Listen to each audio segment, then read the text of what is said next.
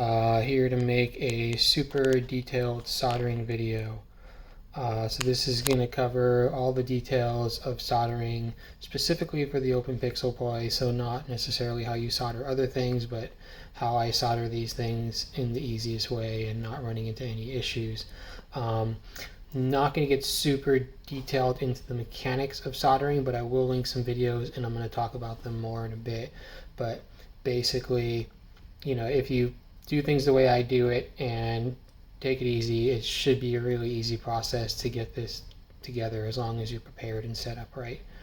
And so the equipment I'm going to use is just going to be a soldering iron with a cleaning pad, some flux core leaded solder.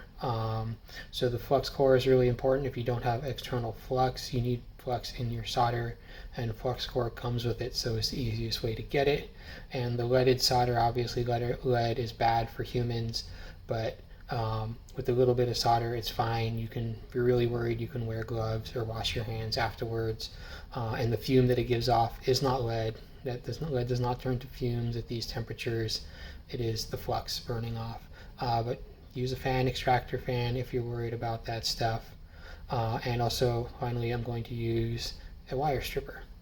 And then I'm going to link to two videos. One video, it really goes into a lot of detail about flux and what it does with solder, and it kind of shows when you need flux, when you have flux, how it looks, and it'll help you understand exactly what the flux is doing.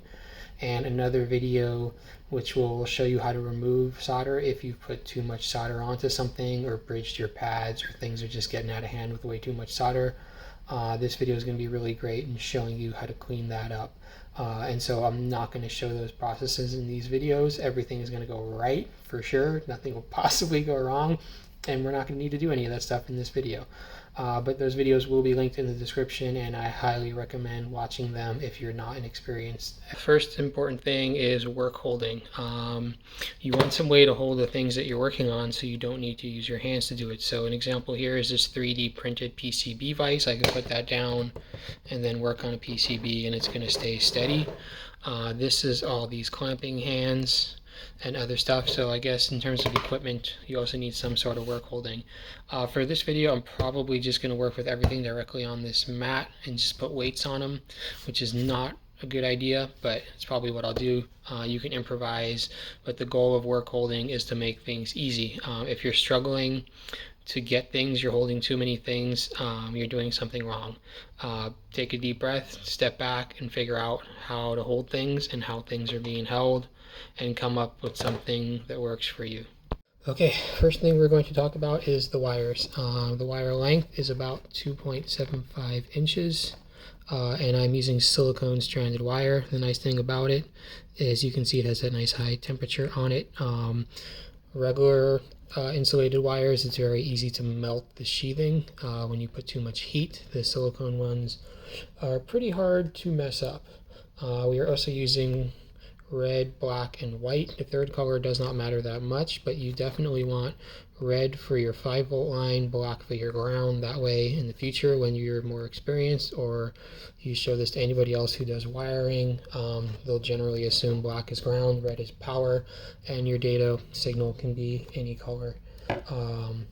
If you get the kits from me, they should include all of these correct colors. So the first thing to do with your wires is to strip off some of the insulation, and you only want to strip off a tiny bit, about I think a 1/16 of an inch or so.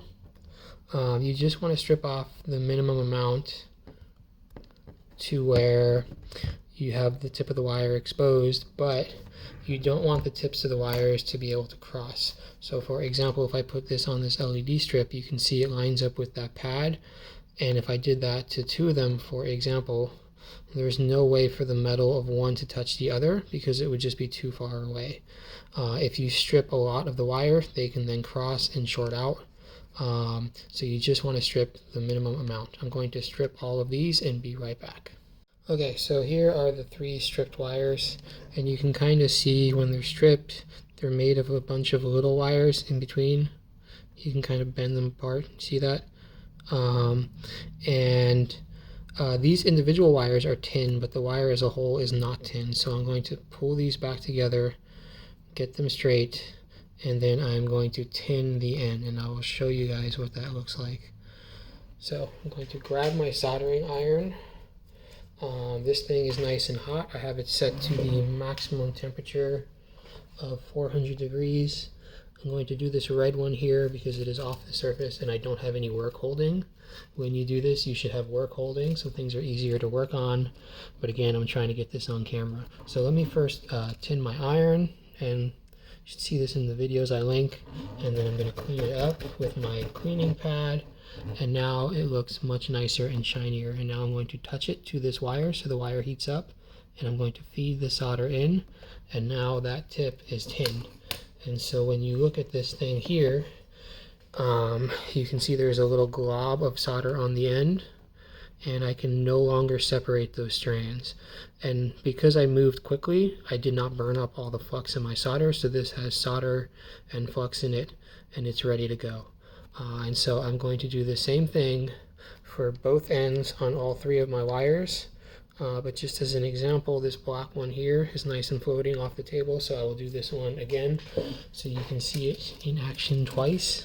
I'm going to touch this iron. It's kind of gross. Let me clean it up with my cleaning pad. That's looking better. Touch it to the strip and then feed in some solder either to the iron or the wire. It might be easier to feed the solder to the iron because the iron is nice and hot and the iron is touching the strip, and the tips of the wires in the wire, strands in the wire, will get their solder. And now that is good to go as well. I'm going to do the remaining ones and come right back. Okay, so here they are all done. I just wanted to call out for like the work holding. Those alligator clips on stocks I had would be great. You just clamp the wire in the middle, the ends are there. Alternatively, you can just put them against the edge of a table and put some weight on it so that it's held in place and one end is hanging off the end of the table, and then it's nice and exposed if you don't have proper tools, and that will work as well. But the goal is once it's being held with your work holding or whatever, then you can hold your solder in one hand, your iron in the other, and you only need to do two things. And if your hands are shaking a lot, you can brace your hands on the table. So for example, like up here, my hand might be really shaky, but if I rest my hand on the table and then lean into what I'm doing, I can get much finer control and not shake as much. And so figure out a way where you can put one hand on one side, the soldering iron, or the other hand on the other side, one with the solder, one with the iron, and it'll be comfortable and easy to tin your wires. Alright, the next step is going to be to pre-tin the pads on an LED strip. And when it comes to tinning pads on things, you want to touch the tip of the iron to the metal pad, and that is going to start to heat things up. It's worth noting that when you heat things up, it heats up like any other metal object. So imagine this soldering iron tip is a blowtorch being held to a spoon. The end you're torching is going to get hot, the other end will stay cold for a little bit, but over time that heat will pass through and eventually the whole spoon will be hot. And then if you take the torch away, it's going to take time for it to cool down. So if you heat things up for too long, eventually things can get so hot that these other little components will start to fall off or melt. You don't want to heat these for an insane amount of time, but many tutorials telling you not to touch the thing you're soldering are just stupid and wrong. You need to heat this thing up. And the way to do that is to touch the soldering iron to the metal part. If you're worried you're messing things up, pull off for a little bit and let it cool down, grab a drink of water, you'll be fine. And you can see I melted my table under this, so you should use proper work holding or a better surface, not a nice plastic cutting mat. Anyway, what I'm going to do here is I'm going to reorient this so it's more comfortable for how I'm standing.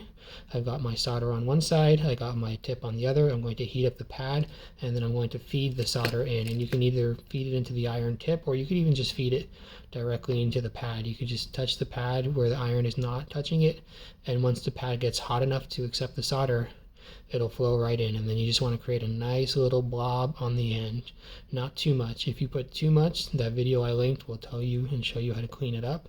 But here we go. I got the solder. I'm going to heat up the pad, and you can see it's flowing. There's a little blob. This is probably enough, but it's not totally full. There's a better focus spot for the camera. I'm going to put a tiny bit more. Don't really need it, but my OCD is telling me to just fill up that hole completely. So there we go. Now that tab is done. Nice little glob of solder. We're going to repeat the process for the middle one. With anything, I like to work one end to the other so that I always have one end that isn't full of things. For example, when I'm putting the wires in, it'll make more sense. This middle pad is a little bit harder because it's how small it is. So you can see there, kind of just put the solder onto the iron and rubbed it around. And I didn't stay there for too long so that I didn't burn up all the flux in the wiring.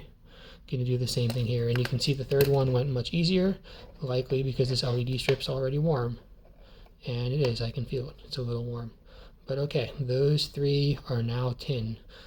Okay, so now I'm going to attach the wires to the LED strip, and it is important to know which pad is which, and they're not exactly labeled very well on LED strips. So the one with the arrow on these strips is going to be your ground. The one at the opposite end of that is going to be your 5 volts, so that gets the red one, black one for ground, and the data signal will go in the middle. Now I'm not going to be adding any additional solder. I'm going to line things up so that I can comfortably solder, and I'm also going to be making sure that the wires are not coming in like vertically like this. We don't want that. We want them coming off the end of the strip so that everything is nice and flat and low profile. And I'm going to be doing them sequentially so that I don't have to do the middle one with wires on both sides of it. Oh my god, I just melted my phone case. I'm gonna, just carefully do them. And so I don't need any additional solder. I'm just going to take this wire that is ready to go. I'm going to hold it nice and close so that I can get there. You can see my fingers are on the table. My other hand is also on the table, so I can comfortably have good control over this. I'm going to touch this wire to this ball of solder, and I'm going to heat it up. A little bit of heat. Boom. It melts. That just soaks right in there when it's nice and hot. And that is connected nice and strong. You can give it a little tug. I just blocked the camera while I tugged it, but I tugged it and it did not come off. Same thing here. Get it set up. Give it a little bit of heat. It just melts right in. Do that once again with this wire. Boom. Tried to heat the solder and not the wire so you could see it a little better, but you get the idea. These are all nice and connected. Everything is beautifully clean. There's not too much solder anywhere. It is all good to go. Okay, so the next step is going to be soldering the wires to the board. The thing to watch out for is that there are little holes. So if you spend too much time with the hot solder, gravity will suck the solder down through the holes and pull it away from where you want it and put it where you don't want it.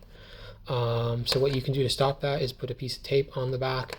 I've never tried it with this tape. I'm going to do it without the tape. I've never used the tape, but it would be a good way to stop it. The proper tape to use would be this Kapton tape, but this piece is so dirty it won't stick to anything, but this stuff is really high heat resistance. But anyway, you don't really need it, but if you're running into issues, I mean, if you have too much solder flowing through, clean it up watching that video, let things cool down, start over. But if you put tape on the back, that will stop it from pulling up on the backside. But anyway, the first thing we're going to do is tin these pads the same way we tin the other pads. So I'm going to clean my soldering iron tip because it's pretty grotty. I'm going to touch this pad here, let it heat up for a second, and feed in some solder. It's a little shallow. I'm going to put a little more. There we go. Got a nice little bubble. Do the same thing for LED. Again, bracing my hands on the table so they're nice and steady. That's good. And then for ground. Boom. So now we have nice 3 little balls of solder. They got lots of flux in them. Everything is good and happy. And then we're going to do the same process to connect these.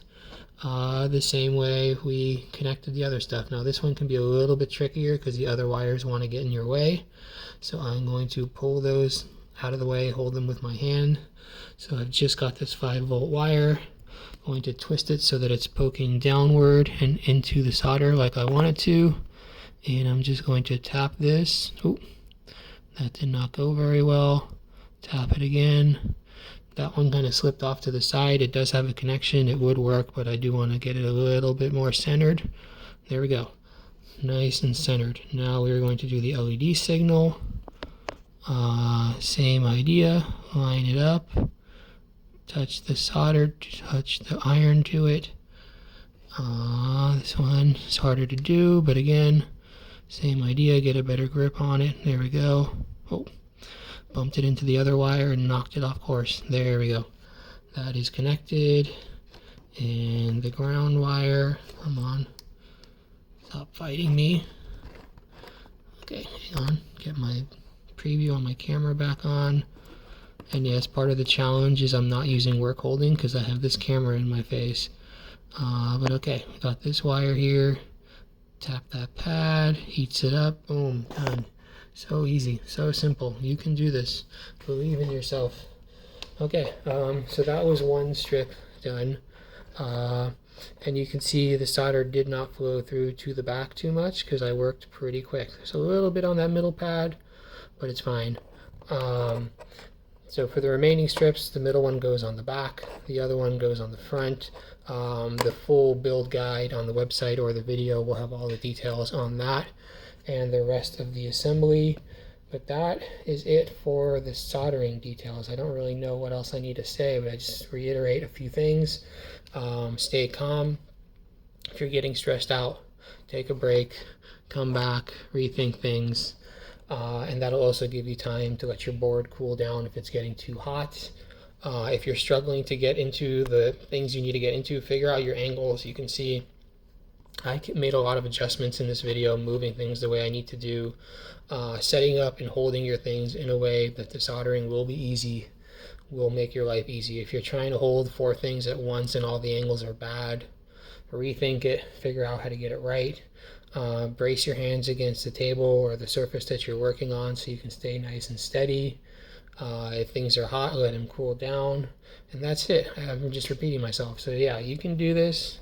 It's a little bit fiddly, but it's not that hard. And so yeah, just get through that. You get your 3-step strips soldered on, and everything should be good to go. Wow, that is the worst thumbs up ever. There you go, thumbs up. You can see what I'm dealing with here to try and work on this. All right, hope that helps. Another quick thing I forgot to mention, I talked about you do not want the wires touching because they will short. The same thing is true for metal parts, literally anywhere. So the holes here, or the pads here, are fairly close together. It's not that hard to accidentally just like swipe your iron across them and then just have them all connected in one big heap of metal, and that's bad. That will blow up your circuit board, or at the very least malfunction. So you want to make sure that they're not touching. You can see here they are very clearly not touching. If it's close, you can use a multimeter if you know how to check, or you can kind of like run your soldering iron through the cracks to clean it up, or take the wire off, clean the whole board up, and start over again. But yeah, make sure they're not touching. Make sure you don't come up with any other creative ways to get metal touching. Don't drop solder on the board. Don't randomly poke other components. Don't, I don't know, whatever it is. Just, but yeah, this part here, pretty easy to mess up. So keep those nice and clean and not touching, and everything will be good and happy. So yeah, that's it.